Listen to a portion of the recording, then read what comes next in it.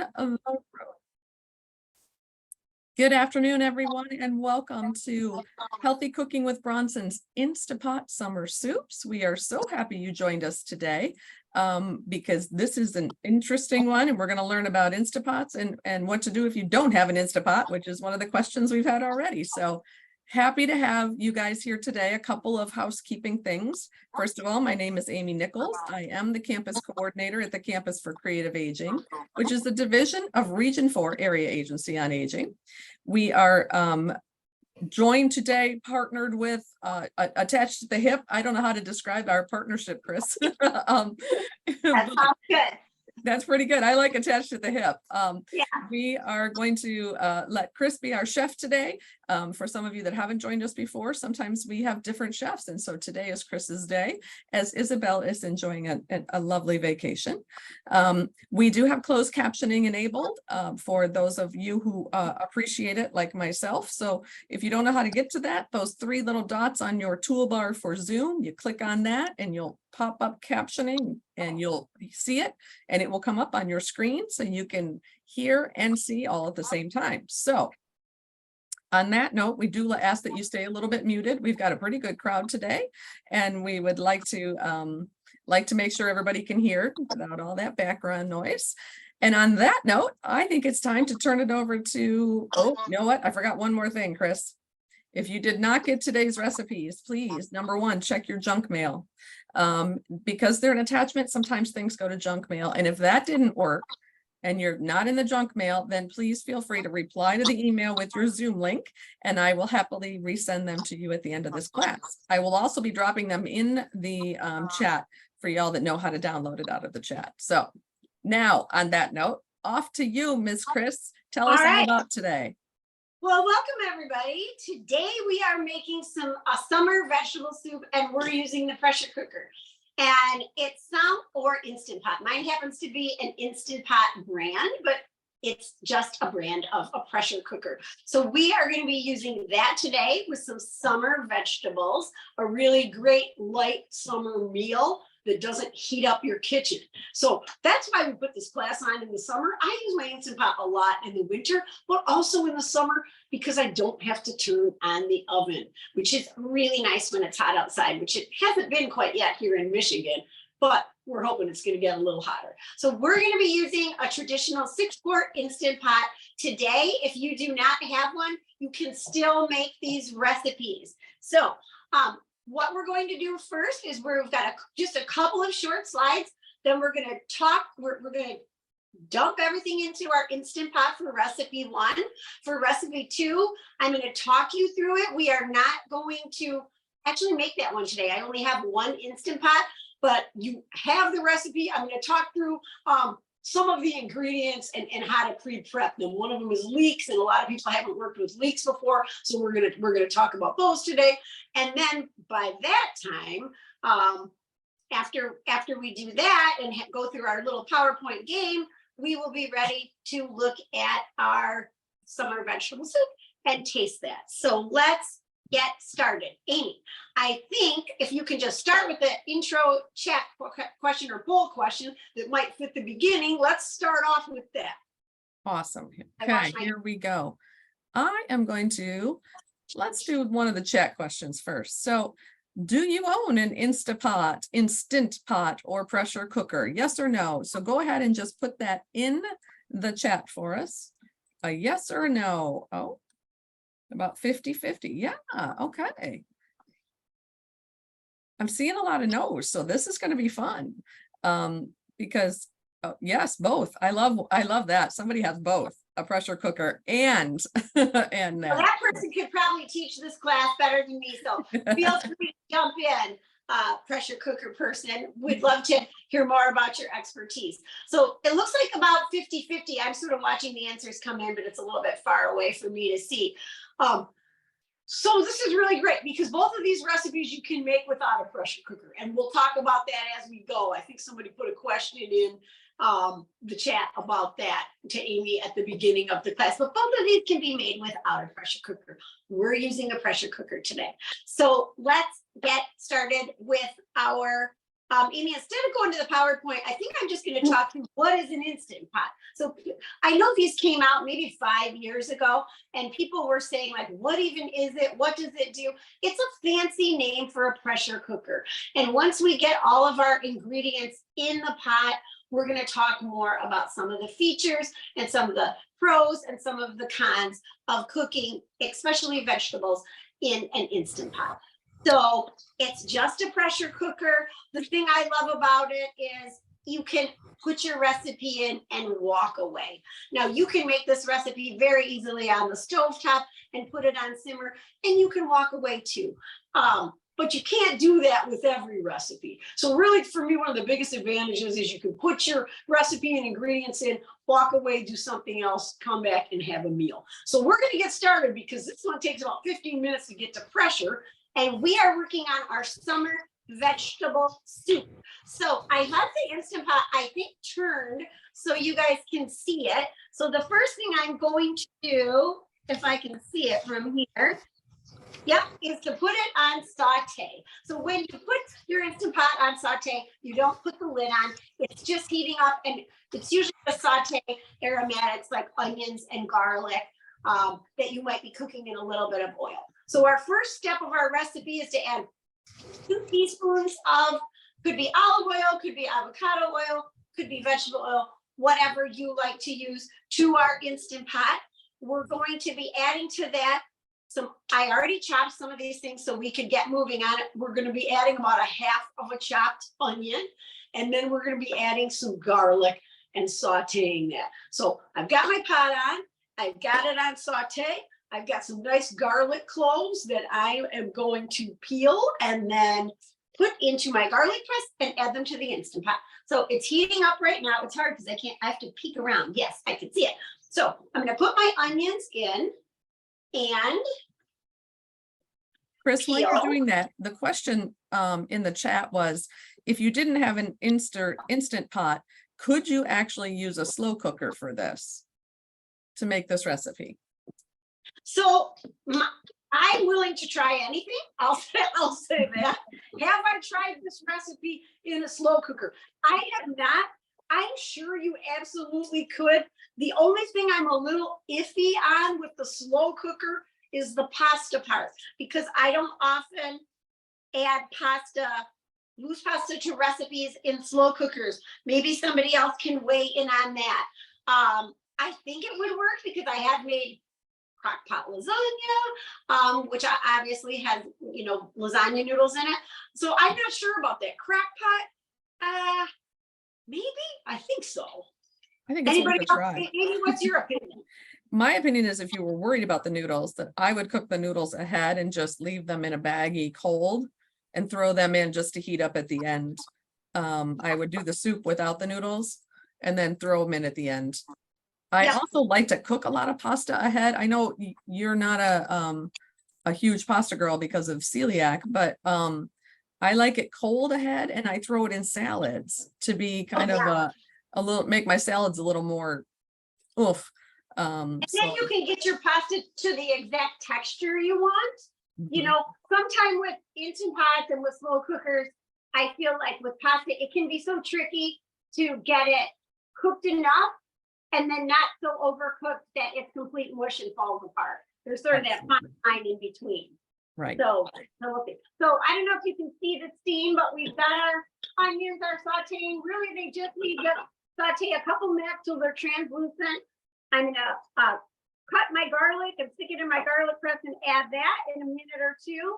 And then we're gonna start adding our other ingredients. So Amy, how about another chat or poll question while we're waiting for the onions to get a little more cooked? Absolutely. How about this? Let's go back and let's say, for you all that do have Instant Pots, I'm going to try to say that nicely. How many times a week or how many times a month do you use your pressure cooker or your Instant Pot? Once a month, twice a month, 3 times a month, or more than 3 times a month? I'd have to go with I'd probably be in the once a month category with this. it's kind of big, so I tend to put it away and then I forget about it until I see it. And then I'm like, oh, it's time to make something in there. You know, I love this. I have a couple of recipes I use that I'm Mhm. pretty standard with. Yep. That's what I feel like I do with this one. So, and much more in the winter. Yeah, very, very, you are right. Kathleen, if you did not receive today's recipes, please check your junk mail because sometimes it goes to junk mail, but I know we have some guests joining us from somewhere else today that we allowed the Zoom link to be passed on to without registration. So they are in the chat. If you scroll up, you'll find them. And if not, you can send me an email. I'll put my email in there and you guys can send me an email and I will happily send those to you. So let me do this. We're going to end that poll. And it All right. looks like we are, the once a month people are winning right now, but more than 3 times a month is pretty well represented as well. So That's awesome. I would say I use mine more in the winter for sure. So, but in the summer, I'm probably a once a week still, and in the winter, even more so. So, yeah, that's great to hear. So, I'm just going to crush my garlic now, and I am going to scrape that into my Instant Pot. We don't want it to burn, and we don't want it to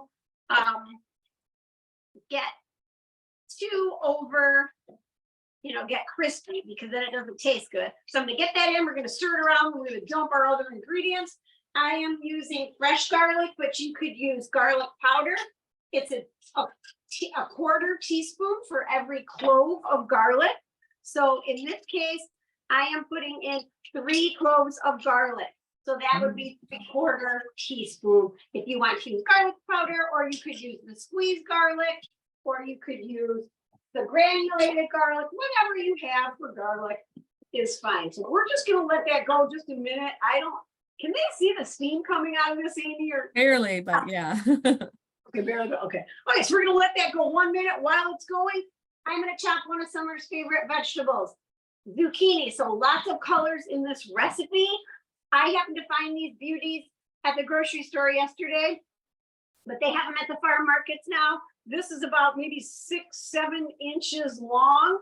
That's about the right size for this recipe. You want the smaller, tender ones, not the big ones with a lot of seeds. So I want both colors in my recipe today. So as I'm waiting for my garlic to go, I am just going to chop a little of each because I'm gonna take the ends off first because I want to get all of those colors in.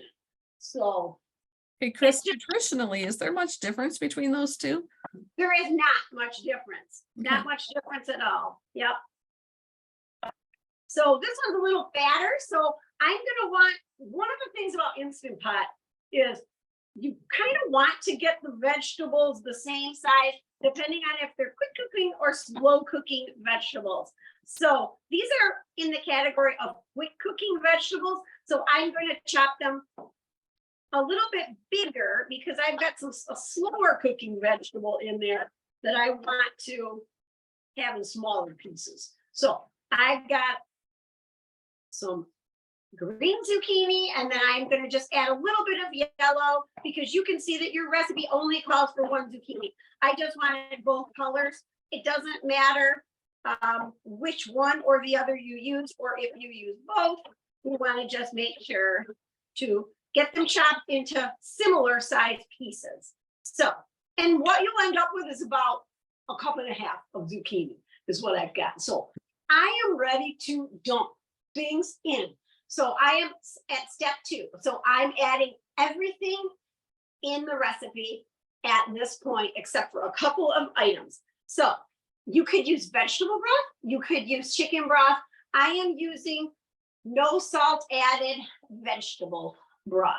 Now, some might say this is going to taste terrible with no salt, but we can always salt at the end, right? So this recipe calls for 4 cups. And voila, this is a 4-cup container, so I don't even have to measure anything out. I've got 32 ounces going into my Instant Pot. There's nothing to see at this point. It looks pretty messy because it's a dump recipe. So in goes the broth.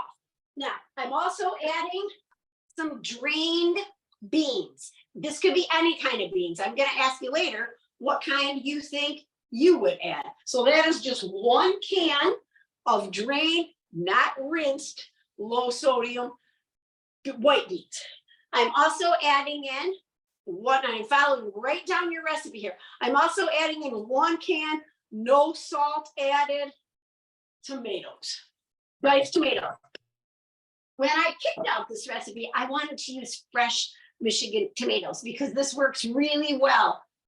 They're just not, we're not quite there yet, right? And Right. I'm not seeing them at the farm market yet. So there's nothing wrong with canned. Canned are just as healthy. They're good for you. Low sodium is the best choice health-wise. So canned tomatoes have a lot of flavor and they have a lot of lycopene. That's what we're using. So we've got 1 14-ounce can, juice and everything. I've already sliced up some celery. Everybody's seen that before. No, nothing very special with that. I've got 1 carrot chopped, and I chopped that in littler pieces than the zucchini because the carrot takes a little bit longer to cook. So I'm trying to time this right. So I've got my celery, I've got my carrot. I'm going to add in all of my beautiful chunks of zucchini. So now I've got orange, I've got red, I've got yellow, I've got green, I've got white, lots of different colors going on in there. Now, a couple of things that are going to flavor this soup I'm going to add next. I've got all my veggies in. I'm going to be adding some jarred pesto. If you have homemade, you're very lucky. I have purchased this over at Meijer. So it's a jar of rustic basil pesto, and this recipe calls for 1/4 cup. And if you don't know what pesto is, it is a combination of pureed basil with some olive oil, some Parmesan cheese usually, although you can also buy vegan pesto. Pine nuts are often added, and garlic. What did I miss? I think that's everything. Little salt and pepper. So this calls for about 1/4 cup of this. You do not have to be precise. 1/4 cup is 4 tablespoons, and that's what's going in. You will see I'm not even using a measuring cup at all in this recipe. So This is my kind of recipe, Chris. No dishes, everything's in one. Everything's in one. So 1/4 cup of that, and then we just want a little bit of tomato paste because we want to deepen those flavors, and that's what tomato paste will do for you. So about 2 tablespoons of that, a little bit less, a little bit more. That's not going to hurt you. And I'm just dumping this all into the Instant Pot. I'm not stirring it, I'm dumping it in. And as we're following down our recipe, I am down to some red pepper flake. Now, I love spices and I love heat. So this says, I think it says a teaspoon. To me, that's not even close to what I want in there. So I am probably adding a couple of big pinches, which might be about a 1/2 teaspoon. But if you don't like spicy, you could completely leave that out. So far for flavor, we've got the red pepper flakes, we've got the pesto, which is loaded with flavor, and we've also got garlic and onions and those aromatics, carrots and celery and all of that. Now stop, Instant Pot. There we go. So I am down to the very last ingredient. Was that a question? No, that was just somebody unmuted. I'm doing a little muting, so. No, that's all right. So I've dumped everything in this recipe. I am still in step 2. I'm doing the very last thing. I have elbow macaroni in this case. This is the perfect size. They're little and they're really going to expand in the pressure cooker. So what I'm going to do is I'm just going to dump that in 1/2 cup, and I did pre-measure that. And I'm just going to push it under, and I know you can't see this. I apologize for that. I don't have a top-down camera today. I'm just going to push it under. You want to make sure that the pasta is submerged. Other than that, you don't have to do a big vigorous stir of everything. You can just leave it as is, because once it starts getting to pressure and bubbling, it's going to all move around in there anyway. So and that is all of my ingredients. Let's do a quick double check, make sure we've got it all. Got the olive oil, the onion, the garlic, the broth, the beans, the tomatoes, the celery, carrot, our beautiful summer zucchini, our basil pesto, tomato paste, red pepper flakes, and some noodles. all going in. We're saving some vegetables for the top. I didn't see beans. Yes, beans went in at the very beginning. They were white beans. It was the first thing I added. It's cannellini beans in this case. We're going to talk about beans in just a minute. Any other comments about what people saw or didn't see? Or Yeah. Did you use gluten-free pasta or was that full gluten pasta? okay, so for you all, and many of you know that I have celiac disease, so I can't eat real wheat noodles. This is full gluten pasta. This is going to my in-laws. My in-laws live in St. Joe. They are in their 80s. They will appreciate the soup. I made it yesterday with the other kind of pasta. So this I know works. And a lot of times with gluten-free noodles, if you ever use them, they blow apart incredibly. And so I didn't want them to blow apart this time for this class. These are regular, not whole wheat, enriched white elbow macaroni, 1/2 cup. Awesome. Did they blow apart on you yesterday when you made it with your gluten-free? Yeah. They always do for me. You just literally, it doesn't matter. There's a fine line. It's like avocados and bananas. There's a fine line between it's not quite done enough and then it's too late. Yes, You know, exactly. and Alicia, gluten-free pasta, when you use it in there, it's just going to be the fine line of do you eat it a little bit crunchier or do you let it blow apart? There's no Exactly. So what I've done is I put the top on my Instant Pot. I had to turn it toward me because I can never seem to get it on if it's opposite direction. I've got my top on the Instant Pot. Now I'm going to move it to sealing because we don't want it on venting. We want it to seal. And I'm going to go over here and I'm going to ask it to pressure cook. And you can see that I made this yesterday because it always remembers what you did. And it's preset to cook for 3 minutes. Now, if you've never used an Instant Pot before, you're probably saying, is this going to be done in 3 minutes?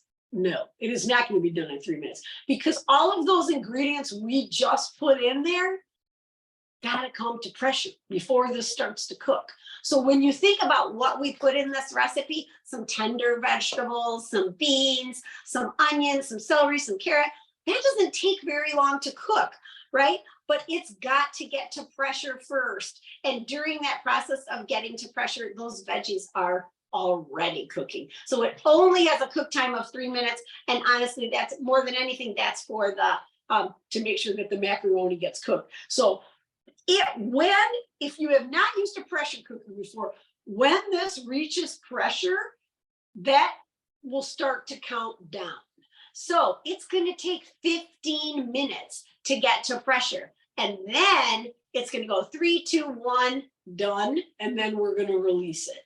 So we're just going to let this baby sit right here. This would be the time for me that I'd go out and change the sprinkler or maybe make some muffins to go along with this, or maybe sit down and read the newspaper because we've got about 15 minutes before this goes. But I've got things for us to do in our 15 minutes. So first of all, before we transition to our next thing, are there questions at this point? There are, and knowing that Instapot, because I happen to have the same one, I know it has a soup function on it. Would that soup function work the same way, or is that too long to cook?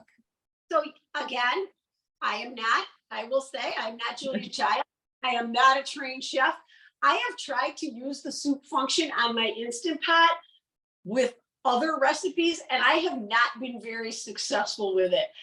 So my piece of advice for whatever this is worth is wherever you get your recipe, follow the recipe. If it says use the soup function, use the soup function. If it says cook at high pressure for 3 minutes, don't use the soup function because I would hope, but most of the recipes that you find online, they've been tested the way they're written. So a couple times I've tried to mix it up and use the soup function on recipes that said to cook it one way, and I've not been successful. So this recipe is an adaptation from the recipe well. So I would my advice is to follow the recipe as written. How about the rest of you? What do other people do? You all agree with that? Because I agree too. I once made the world's worst split pea soup because it burnt like there was no tomorrow. It was not made for that soup function. Because I think, it can't know everything about the ingredients you're putting in there, right, Amy? I mean, split peas cook at a different rate than cauliflower, or they cook at a different rate than zucchini or this vegetable soup.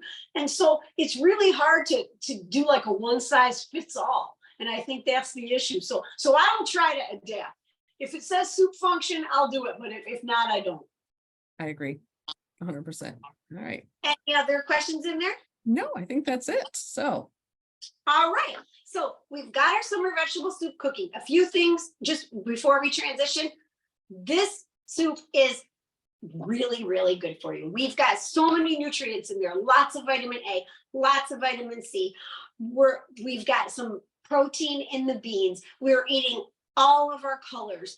And this is something that makes us a really perfect light summer meal. Now, if you're thinking, boy, it doesn't seem like maybe that needs some spices. What I really love about this is at the very end, we're going to be adding some Parmesan cheese. So yes, a little bit of sodium, a little bit of umami, sort of cheesy, proteiny flavor. And then we're going to be adding nothing better in the summer than some fresh basil leaves to top this off. And it really is a beautiful light meal. So let's hang on to that thought. And Amy, how about as I get ready for my next thing, another chat question? absolutely. All right. Oops. I keep hitting the chat button. All right, let's do this one. Let's talk about beans. So what kind of canned beans would you use in this recipe? So we have white beans, pinto beans, kidney beans, garbanzo beans, all of the above, or a different kind of bean that we're not thinking about. So, and if you need to answer other, I'd love you to tell us in the chat what the other is. Because in my mind, I was thinking that I would near the end throw in green beans because I just have a thing about, it's the one bean I can eat. And I just think those are delicious in soup. So, oh, navy beans, good. Absolutely. All right, we'll give you another second or two. Oh, black beans. We didn't even think about black beans, Chris. Yeah, that sounds delicious. It does. And navy and green beans. Great idea. Great idea. Tons of ideas. Thank you, guys. Okay, I'm going to end this poll. And right now, I think the white beans are winning. Yeah. But look at all of the above. You could put all of them in there, which if you're a bean lover, I think that's a great idea. Right. And I know Amy's allergic, but I think all of them work, and like a little calypso style, lots of beans, different beans would be beautiful. And all of those beans would work. I love Amy's idea about adding things at the end. We're going to talk when we reveal the soup. We're going to talk more about other things you can add at the end. We're going to add fresh spinach today, but there's so many of those tender vegetables that fall in another category that you can dump in at the end of your cooking time when you're cooking with a pressure cooker. So, Amy, how about you real quick go back to that PowerPoint and put up the slide that shows the next recipe. One moment here. Let me get to it before I screen share. All righty. Here you go. Can you see it? Yes. All right. We can see it. So, all right. So this is our second soup for today. So this is really another dump soup. Very similar process. We're dumping into an Instant Pot. So I don't have 2 Instant Pots. That's why I'm not making it. I could have borrowed Amy. She told me that this morning, but I didn't know that. But anyway, so we're going to sort of talk through this second recipe because honestly, it really takes just a couple minutes, but it's got a few maybe tricky ingredients for some. So one of the tricky ingredients in this recipe is leeks. So how about I ask real quick, just type in the chat, have you ever cooked with leeks, yes or no? Yes or no, have you ever cooked with leeks? Oh, I see some people that have, some that are like, not so much. I think you got mixed fruit. Maybe half and half, or yeah, about half and half. Okay. So all right, so let's go through this. So again, we're not making this recipe, but we are going to talk through. We're going to talk about what's healthy in it. And we're going to do a little bit of show and tell around a few ingredients for our ginger turmeric cauliflower soup. So for those of you that say no, this is what it looks like. It looks like a giant onion, right? And it is in the onion family, the allium family, actually. I'm embarrassed to say the first time I used leeks, I tried to use this dark green, and you won't be happy if you do that. They're very tough, and they're not good. So when you buy them, you usually buy them in a bunch of 2 or 3, and sometimes they have some loose leaves on it, which I've already peeled mine off. So you peel off the loose, here's a loose one right there. So you sort of peel off the loose leaves, and then the trickiest thing about leeks is getting them, making sure that they're clean, because leeks grow in sandy soil and they can be really dirty, and you don't want to have that grit under your teeth, nor the teeth of your guests or whoever you're cooking for. So there's a couple of different ways that you can clean them. If you're making a recipe that calls for sections of leeks, like maybe like a 3 or 4 inch section, or if it calls for what we're doing today, which is really sliced leeks, there's two different ways to clean them. Important thing is you don't use this thick dark green end. That is how they grow. It's really hard. We don't use that. You really use where it starts to turn white. So honestly, you can cut that off to begin with. So now I've got this piece. This is the piece I'm going to use. I can compost this, or I can feed it to my friend's chickens, but I'm not going to be using that today. Then Chris, can I tell you what I do with it? What? I wash them well, and then I use them under fish on the grill when I'm grilling, because it keeps the fish from sticking to the foil, and they get a lovely little bit of onion flavor. That's a great idea. Yeah, you gotta wash them really well though. Yep. So once you get them like that, you can look in here and you can see, I know you can't see it, but a lot of times there's a lot of sand and dirt in there. And for me, the best way to get that out is to sort of spread apart the leaves and immerse it in water. Or you can take the whole thing, slice it lengthwise, and immerse it in water. But the important thing is it's kind of like asparagus. It's really sandy. So you want to get that sand out of there. So for our cauliflower recipe, I didn't cut them this way. And sometimes you'll have recipes that call for sections like that. There's like all sorts of roasted leeks and things like that. But what I did for our cauliflower was to, this one has a lot less green and a lot more white. So they're all different. So I'm going to cut that maybe like right there. And once I do that, we'll just cut this one and get it ready for another recipe. I cut off the little hairy end. I know that's not the right biological term for it, the hairy end, but you know what I'm saying. I cut off the little hairy end, and then I'm going to cut this into, I would be cutting this into some rings to saute. So, and I'm going to go all the way because I want all the white and I want the green too. So I'd be moving along, cutting this whole thing up. But it's not clean yet, right? So, but this way, it's pretty easy to clean. So what I end up doing after I get this all cut is immersing these nice little rings that are flying all over my counter in a bowl of water, a bowl of cool water. So I've got a bowl over here. And I'm going to put them in water because you guys can't see it, but I can see that there's quite a bit of sand and dirt in there. Yeah, So, you very rarely find a leek that is clean on the inside. It's just the way they're grown. Yep. So I basically separate all of my little rings in the water, and I can see, and I know you can't see because iPhones aren't that great, but I let it sit because that sand is going to drop to the bottom. And then what I do is I have a small mesh strainer. It's around here somewhere. Let's see. I got a couple.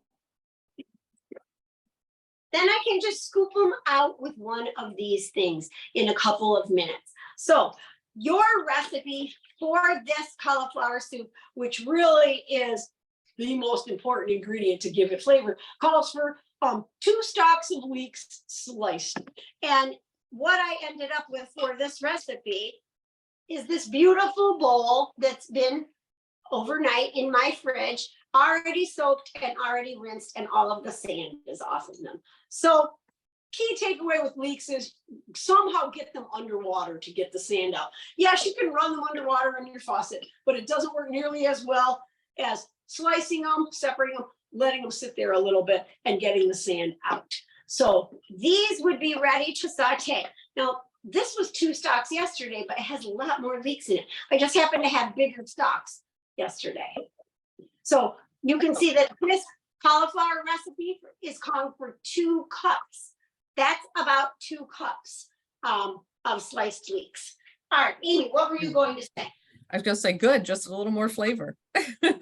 Yeah, just a little bit more flavor. So if I were making this in the Instant Pot, that's the biggest hassle of this recipe, merely is getting the leeks, understanding how to use them, cutting off the green part, getting the sand out, slicing them for this recipe, cold water, swish them around, drain them. Don't drain them and then put them in your Instant Pot, because you'll be adding a bunch of water and that's not going to be great for your saute.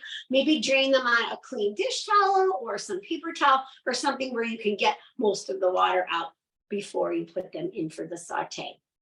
Now, the rest of the ginger cauliflower soup recipe doesn't have very many ingredients. Some really healthy olive oil, the leeks, 8 cloves of garlic. I got this beautiful head of garlic at the farm market last Wednesday. I bought 2. I haven't cut into this one yet. That's about 8 cloves. Seems like a lot, but Yeah. cauliflower doesn't have a lot of taste, right?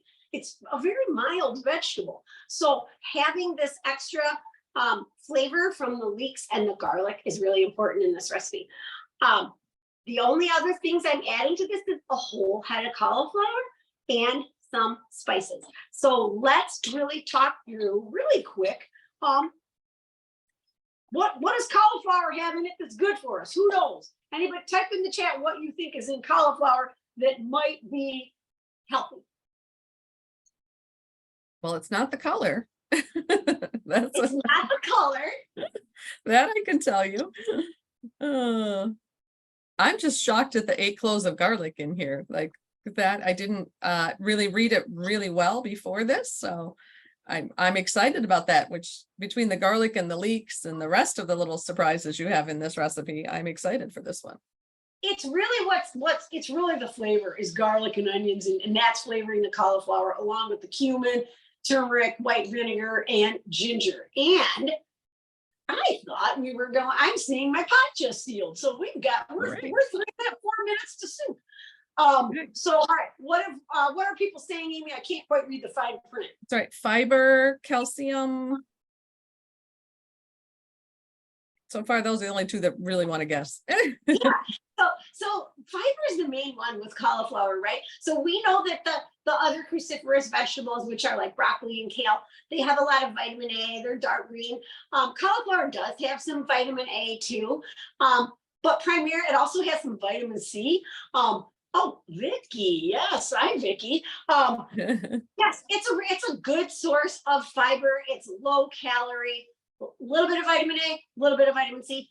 Healthy vegetable. We've got all of these antioxidant vegetables. We've got onions and we've got garlic. So we're really turning this into a really tasty, healthy soup. So the next thing in the recipe would just be the cauliflower, right? So I was going to talk about sort of how to cut that up, but I see time-wise we're running a little bit short. But I am going to show something real quick. Hang on.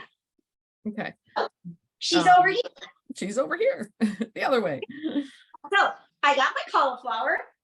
So, and Amy, we probably won't get to some of those other things, but we'll talk through it when we show our soup, the advantages and disadvantages. So my nice head of cauliflower that I bought at the store the other day, I got to get this into florets. You can peel the bigger part off. You can cut the bigger part off, the green part off, whatever you prefer. Were you going to ask a question, Amy? Well, Darlene has a great question, and she Okay. wants to know, could you use the colored cauliflowers? Because she's got a purple one now, and she got a beautiful yellow one from the farm stand. Absolutely. Absolutely. No reason not to. Mhm. Did she grow them herself? Did she say? I know she said No, got she one. got she has a purple one. I don't know if she grew that or not, but a yellow one from the farm stand. Okay. Um, Awesome.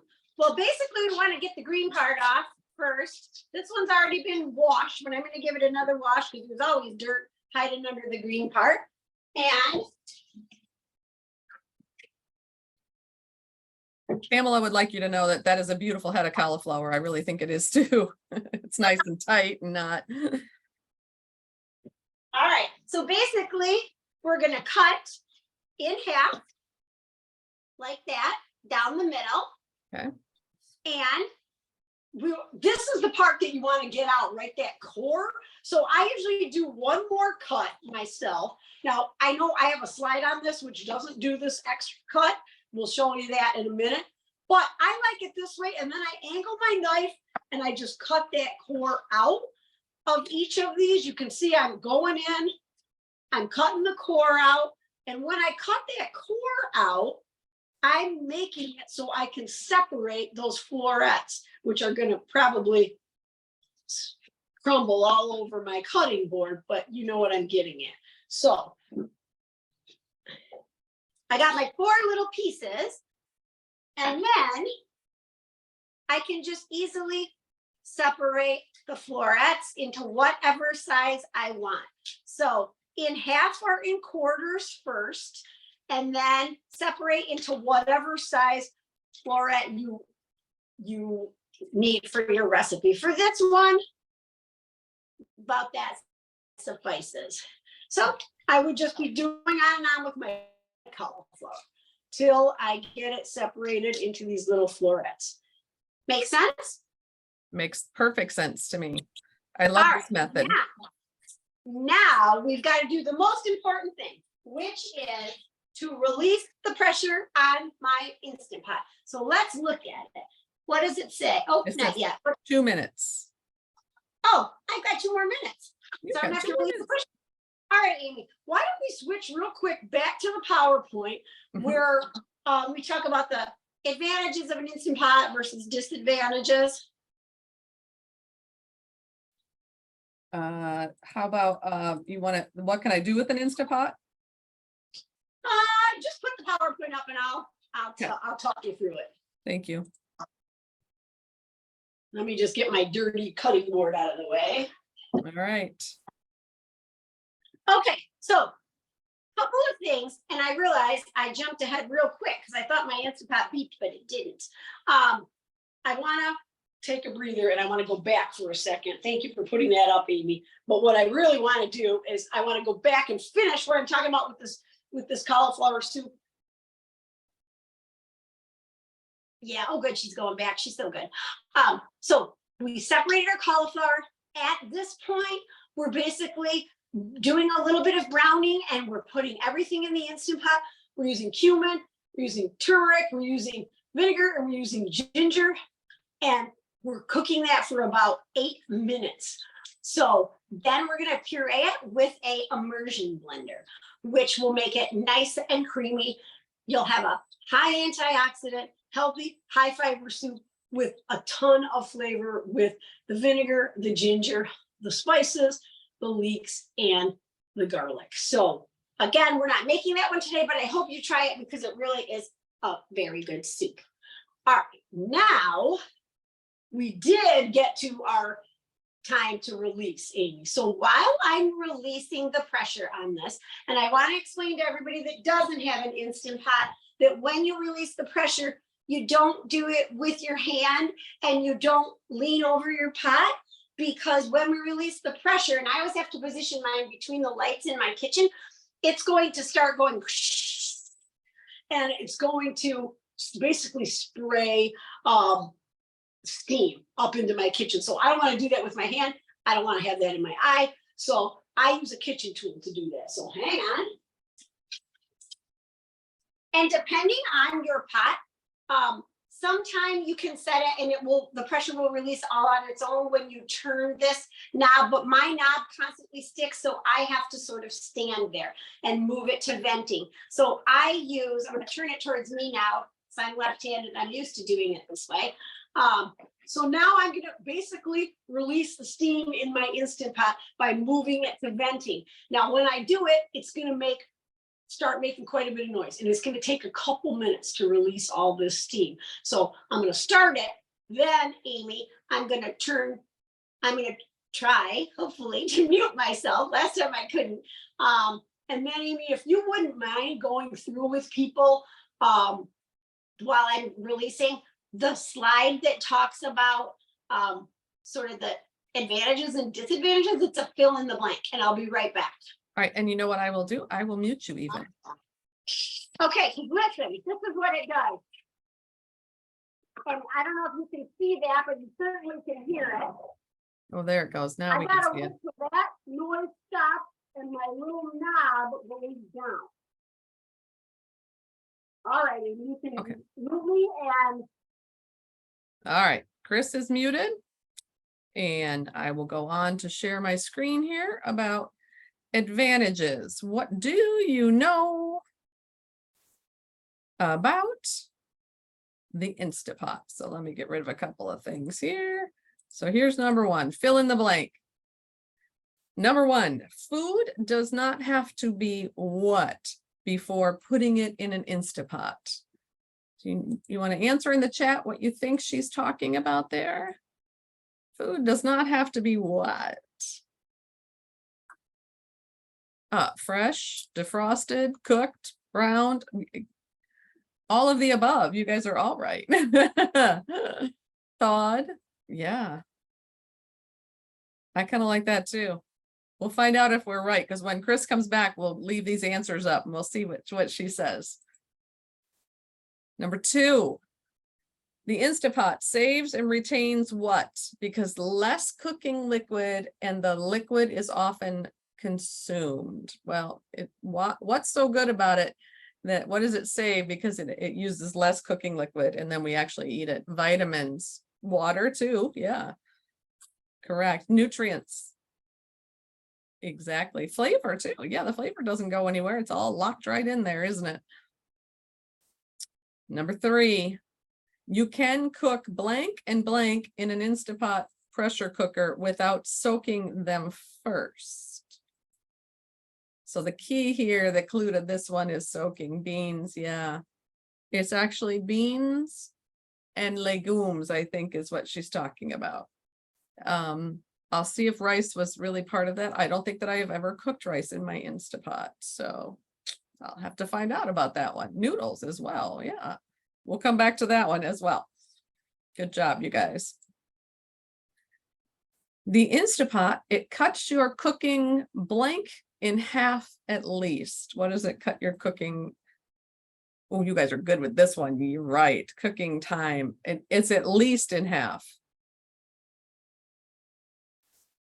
Number five, it can also be used as a what cooker?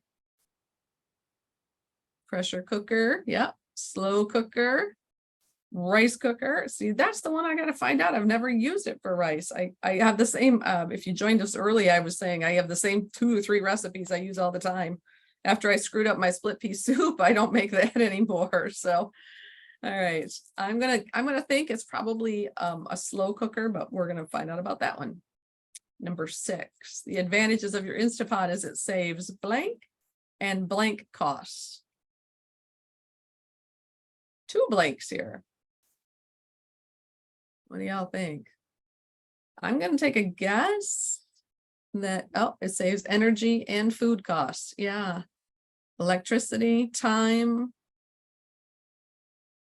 and food costs. Exactly. And I think that's it. Okay.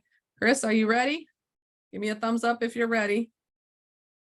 All right. I'm going to stop the share and we're going to ask about those questions once I unmute Chris. Hold on. All right, I'm asking you to unmute. You have to go hit the button, girl. And then we'll find out about our answers. Okay. Yes. I think you were right about almost all of them. Amy, well, let me see. I've got my copies right here. So let's go through them. Then we're going to add our spinach and check out our soup. So for Amy's, food does not have to be blank before putting it in an Instant Pot. Yes to all of the above. What I was going for there was really to remind people you can cook from frozen in an Instant Pot. It does not have to be thawed. I've cooked frozen chicken breast for a church group in the Instant Pot and just shredded it up, 3 different batches. Works great on frozen food. So definitely that.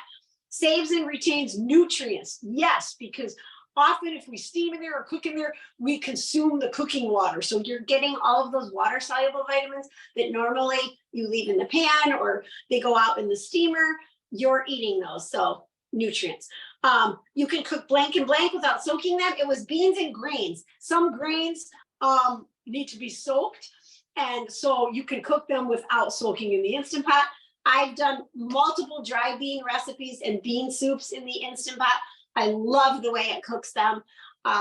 One caveat is if you're following a recipe that you got on the internet and you open your pot and your beans aren't cooked, shut the Instant Pot and give it 3 or 4 more minutes. That does not hurt it. You don't throw out the batch. It happens.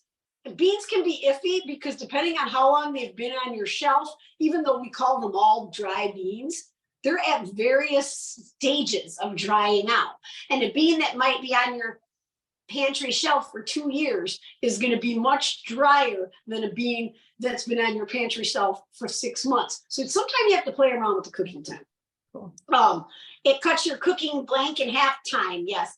Cut time because you can do other things. You can do your exercise tape. You can do whatever while your meal is cooking. It can also be used as a slow cooker, a rice cooker, a yogurt maker. Yes to all of those things.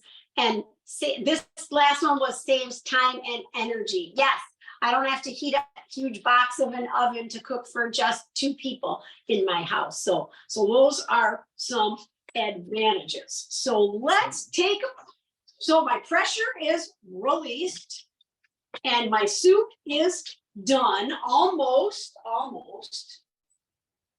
Because I love the taste and the look of fresh, bright greens floating around in soup. So I am adding some fresh spinach leaves.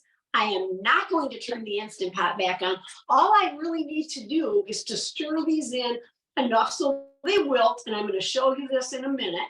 But at this point, let's talk quickly about what Amy was saying. This is the time where she might add some green beans, right, Amy? Absolutely. Yep. Or peas. I like peas too.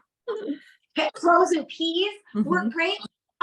If it were 2 weeks later in the summer, I would be putting some corn, 1 or 2 ears of corn, some fresh Michigan corn, just cut it right off the cob and throw it in. So we've got peas you could add at this point. You can add corn, you can add fresh, or if you're going to add fresh herbs at this point, like now is the time to add them. Don't add fresh basil and then put it into pressure cooking because all of the flavor will go away. Yeah. So think about adding those really delicate vegetables that we just talked about. Let me see if I missed one. I think I had. Let me just look here real quick because I think spinach and baby kale, peas, corn, canned beans, herbs. You can add them all at the end. So I've got this beautiful soup. Now I'm going to scoop it out into my bowl and I'm going to chop up some fresh basil and we're going to be ready to eat this, but I'm going to get a close up for you in a minute because I want you to see all of the pretty colors. I'm going to show it first. Can you guys, let's see. Can you see that okay? Yeah, beautiful. It's gorgeous. Yep. And and I know on phones colors can be kind of iffy, but it is really got a lot of vibrant colors.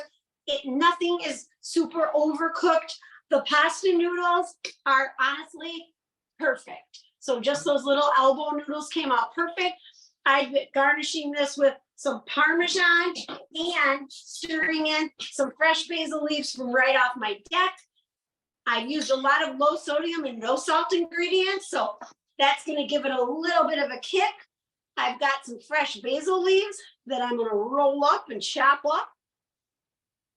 Those are Yeah. huge. I It's a know. good basil year at your house. It's a good basil year, right? I normally I have like 5 or 6 plants. This year I said I'm only going to do one because half the time I don't know what to. I mean, I like basil, but it just really likes my deck, I think. So I'm piling them up like this together in one piece, 6 or 7 leaves together. I'm going to roll them up like a little cigar, and I am just going to cut those into ribbons. And I'm going to put them on my summer soup. And I've got a beautiful, really colorful, super healthy carrots and zucchini and spinach and tomato, pasta, beans, garlic, onions, summer soup to eat for dinner. That is gorgeous and so healthy, and your in-laws will absolutely love it. And the other thing I wanted to add is on your recipe, it tells you, you know, the serving, I can't tip the pot to show you, but there's a lot of soup in here. So there are 8 servings in here. But when you look at the nutrition analysis on your recipe, it's only 155 calories per serving. So that doesn't mean you have to just eat a serving. You could eat 3 servings of this and you'd still be only in for 450 calories. You could eat 2 cups of this and you'd be in for 300 calories. So it's a nice low calorie, super nutritious soup. So and filling with that pasta in there, that makes it, you know, just a little more hearty. A little more hearty. And you could do rice, you could do quinoa if you wanted to. I would cook those first and then add them, like you had mentioned, Amy. Do farro, so many different things you could add to it. Absolutely. And let's not I would have put cabbage in at the beginning because you know I like cabbage and everything. Yes. So Oh we've my only gosh. got a couple minutes. So a couple of things I wanted to tell people. We had a few slides that we didn't get to. I wasn't quite sure how long the other part would take, but one of the really important things about the Instant Pot is not to overcook your vegetables. So it is tricky figuring out, like, don't be afraid to put some in later. Don't be afraid to open your Instant Pot. And if you want to cook vegetables that don't take long to cook, put it on saute and let them cook a little bit longer, because it's really important to not overcook the vegetables. The hardy vegetables, potatoes, rutabaga, beets, they can all go in early, but the other ones probably later. So the cauliflower, you know, that soup is pureed, so you want to get it to a nice, very cooked, tender texture. But all of these veggies, so good for you, and you really can't mess it up. And if it were at 90 degrees, this would be a perfect soup to eat without heating up my kitchen at all. Absolutely. All right. Rachel would like to know if you're willing to send the PowerPoint out. Would you like me to send that out? Yes, because Rachel, thank you for asking, because it talks specifically about some different vegetables in there and when to add them. So yeah, that's absolutely no problem at all. Awesome. I will include that in my email to everyone that attended. So. And then last thing I wanted to say is Amy and I have put together a sort of a Cooking with Bronson evaluation, and we're really looking for input from people that have attended or are currently attending these classes. So watch for that in your email to come out in the next couple of weeks. And if you can fill it out, it will just help us gain more knowledge about what you want and need and help us make the programs better. So thanks for being here, and I hope you try the summer vegetable soup. And even though you didn't get to see the cauliflower soup, I hope you try that. I know I'm going to, so. Enjoy the rest of your day. All right, everyone. Thank you. On behalf of Bronson and Area Agency on Aging and the Campus for Creative Aging, we hope you had a great time and enjoyed this class, and we look forward to seeing you at the next thing.